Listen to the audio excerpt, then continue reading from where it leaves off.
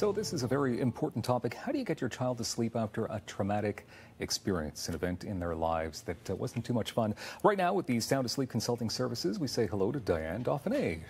Welcome back. So first of all, tell us a bit about Sound Asleep Consulting Services. Yes, so I work with, I'm a pediatric sleep consultant, and I work with families when they're struggling with a child that's not sleeping well or facing sleep challenges. And we create a plan together, and then I support them during the implementation process of that sleep plan so that they get sleep back on track. Okay, so it's got to be a bit of a challenge to get to sleep back on track when something traumatic happens in a kid's life. Yes, absolutely. So it can be a loss of a loved one. It might be similar to the events that occurred in Ottawa with the tornado happening. Definitely a lot of emails following that event. And so what do you do? How do you create good sleep habits back when your child's feeling fearful or perhaps sad or worried during the night? Okay, so you're here to give us some important tips. Yes. Tip number one, I guess, you need to keep your kids feeling safe. Yes, exactly. So we want to make sure that we're offering support for our children whenever they're feeling, worried, that we're offering that support system.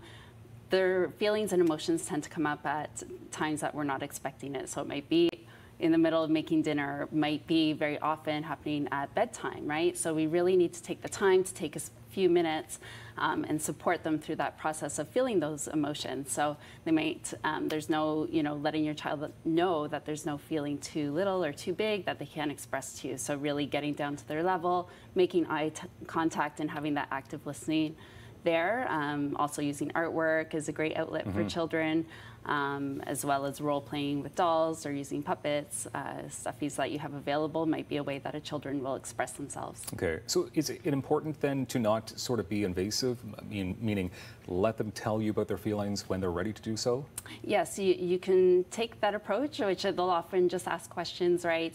Or I know as a parent, my own children, again, they'll use artwork often, and that's a great opportunity to open up and ask. Or you can just say, I'm feeling this way about a particular event that took place, and then, do you want to share a little bit about how you're feeling? So that can open up discussion as well. Okay, so should you stick to a normal bedtime routine then, or should you mix it up a little bit? Yeah, definitely a regular routine will help to provide familiarity to your child and let them feel safe and secure in that routine taking place. So if you're reading stories before bed, then you want to keep that activity happening and having the bedtime routine happen in the same order as it usually does. And if you're faced with a circumstance where you can't have a perfect routine, how you normally have it, involving your child in a way that you can come up with a new routine together will help them, again, feel safe and secure. Okay, so obviously they've gone through something traumatic, something not good in their lives, so yes. You want to stay away from things that will provoke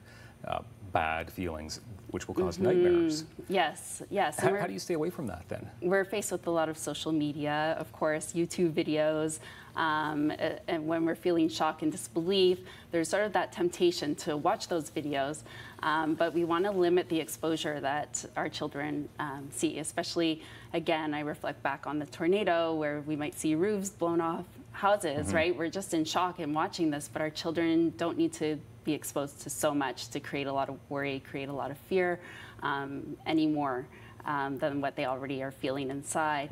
So that's when, of course, they're going to have nightmares or trouble falling asleep. So particularly between supper and bedtime, we don't want to be showing them those videos or even having the news turned on so often that they're being fed all the horrific sights that might be negativity out there. Yes, exactly. Okay, so how do you provide extra comfort then in times like these? Yeah, so, the temptation to sleep with your child is certainly there. They may request it, and you may want to do that for a night or two, but you should have a goal to get things back on track. So maybe you're sitting beside the bed. You also want to remind your child of, the resources that are available in the community, the positive things that can happen, whether it's volunteers helping to rebuild the community, whether it's teachers, people that are safe around them, as well as firefighters, police officers, and certainly family and close friends that are available to them. And you recommend all of this in addition to professional help? Yes, yes. In addition to professional help, definitely there's going to be situations, especially when we're dealing with, a dramatic change, such as loss of a parent, grieving, things like that, where you may need to, look into therapy and things like that to assist in getting your child back on track as well. Okay. So for more resources, and of course, you're willing to consult with families? Yes, we go to your of course. website. Yes, you go to my website. You can get in touch with me that way, soundofsleep.ca. My phone number, all my contact information is available, as well as my Facebook page.